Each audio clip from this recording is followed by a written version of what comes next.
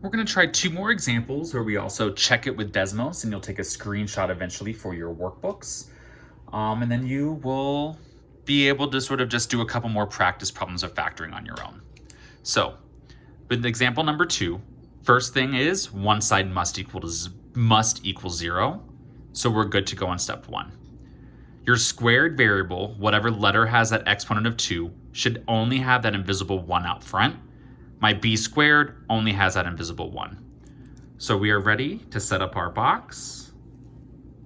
Oh, this is a weird looking box, but that's okay. And our X puzzle to sort of help us think through filling that out. Your squared variable will always go in the top left. Your just regular old number without any variable, including if it's positive or negative, will go into the bottom right. And now we'll figure out how to split that 2b into the two other boxes. So we're going to take that same number that has no variable at all to the top over here, including the negative. The negatives are very important. And then whatever, including the sign, whatever number is in with this middle term that we're trying to split up. So we're going to take that positive 2. So now this is where quadratics can get a little more difficult because we have to figure out what's going to now multiply to negative 24 and combine, meaning adding or subtracting, to positive 2. The only way to multiply to get a negative number is if one number is positive and one number is negative. Because a positive times a positive would be a positive number. A negative times a negative would be a positive number. So we already know that one answer has to be positive and the other answer has to be negative if we're multiplying to get a negative answer. And then we just have to make sure whatever we choose, whatever two numbers we choose, positive and negative, they have to this time subtract down to 2 since this number is going to be negative. So let's try out the easiest way to multiply to a number, 1 times itself. Positive 1 times negative 24 is totally negative 24. But 1 minus 24 is negative 23. Doesn't work. So we can try flipping it. Positive 24 and negative 1. That'll still multiply to negative 24, but 24 minus 1 is positive 23, still doesn't work. So let's think of some other ways to multiply to negative 24. What about, so we just tried out 1 and 24, it didn't work. Well, what about 2 and 12? Positive 2 times negative 12 would be negative 24, but positive 2 minus 12 is negative 10, doesn't work.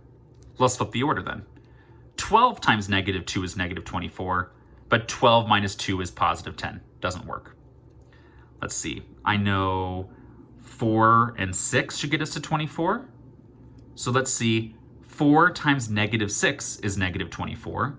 4 minus 6 is negative 2. So we're close here. We're getting close, but that didn't combine to the correct sign down here. So let's flip these. What about positive 6 and negative 4? Positive 6 times negative 4 is negative 24. Positive 6 minus 4 gets us positive 2. So boom, we found our answers. As we start making these a little bit more negative, you're just going to have to get more creative with which number gets the negative to make sure that this puzzle works out. So we can make that 6b and negative 4b, and we can now find the edges. So what times what gets us b squared? Good old just b times b. B times what gets us positive 6b? Well, a positive 6. B times what gets us negative 4b? That'll be a negative 4. And if we did this correctly, 6 times negative 4 gets us correctly negative 24. So we're going to make our 2 parentheses equal to 0. And whatever we got on top will go into 1 parentheses. Whatever you got on the side will go in the other parentheses. And now we are going to set up each of these equal to 0. So b plus 6 equals 0. B minus 4 equals 0. The opposite of adding 6 is subtracting 6. So one solution will be at negative 6. The opposite of subtracting 4 is adding 4. So the other solution should be at positive 4. And remember, when we get solutions, we automatically know that they are x-intercepts. So our solution is the x value, y is 0. Our solution is the x value of that intercept, y is 0.